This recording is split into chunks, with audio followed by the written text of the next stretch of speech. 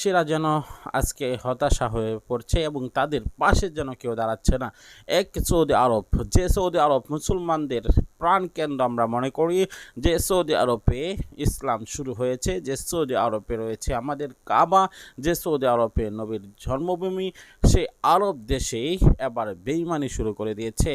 Saudi বাদশাহ সালমান এবার রীতিমতো একেবারেই ইহুদিদের দালাল হিসাবে রূপান্তরিত হয়েছে।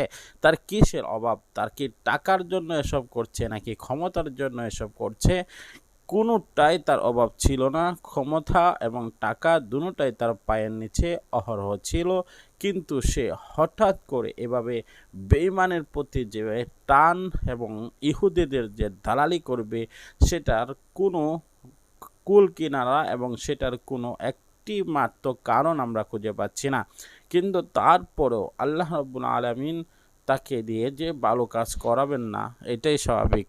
কারণ তার কপালে যে ভালো কিছু করার মতো একটি মাত্র সাধ্য নেই, সেটাই কিন্তু বোঝা যাচ্ছে।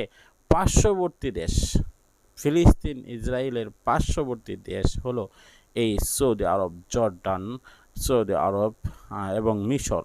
কিন্তু তারা হা করে তাকিয়ে আছে, দর্শকের ভূমিকা পালন করছে, তলে তলে ইসরায়েলকে সাহায্য সহযোগিতা করছে।